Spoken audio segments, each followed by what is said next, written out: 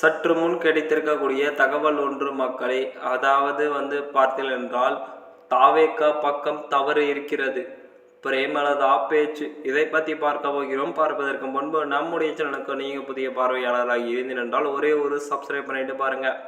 கரூர் கூட்ட நெரிசலில் பலியானோரின் குடும்பத்தினை சார்ந்து தேமுதிக பொதுச் செயலாளர் பிரேமலதா நேற்று ஆறுதல் கூறினார்.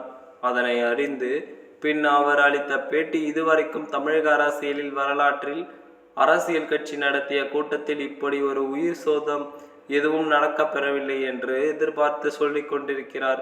இது மிகவும் வருந்தப்பட்டதாக இருக்கிறது. பாதிக்கப்பட்ட அனைத்து குடும்பங்களையும் நேரில் சந்தித்து பேசியிருக்கிறார் பிரேமலதா. அனைவரும் கூறுவது அங்கு குறுகலான பாதை, உரிய பாதுகாப்பு யாருக்கும் தரப்படவில்லை என சொல்கிறார்கள். விஜய் வாகனம் கூட்டத்தை நெருங்கி வர வர கூட்ட நெரிசல் அதிகமாக உள்ளது. ஆம்புலன்ஸ்கள் வரிசையாக வருகின்றன. அப்பொழுது விஜயே சொல்கிறார், ஏன் நாம் கட்சி கொடியோடு ஆம்புலன்ஸ் வருகிறது என்று. அந்த ஆம்புலன்ஸ்கள் யாருடையது, எதற்கு யார் பொறுப்பேற்பது என்று திக்கு திணறி இருக்கிறார் விஜய்.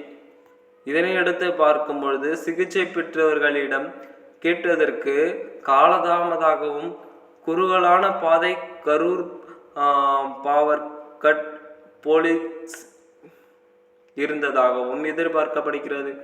தாவேகா கொடியுடன் ஆம்புலன்ஸ் ஆகிய காரணங்களால் தான் உயிர் பலி ஏற்பட்டிருக்கிறது.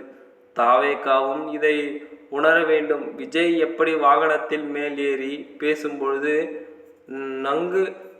4 பேர் பாதுகாப்பு இருக்கிறதோ அதே போல் தொண்டர்களுக்கு பாதுகாப்பு கொடுக்க வேண்டும். இனி இது போன்ற தமிழகத்தில் எந்த ஒரு உயிர் பலியும் ஏற்படக்கூடாது எனவும் தாவேகா பக்கம் தவறு இருக்கிறது என்றுதான் எதிர்பார்க்கப்படுகிறது.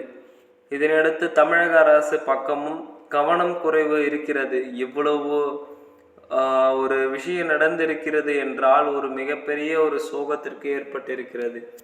ஏனென்று பார்க்கும் பொழுது நேற்றைய தினம் காணும் பொழுது 39 பலி இருந்த நிலையில்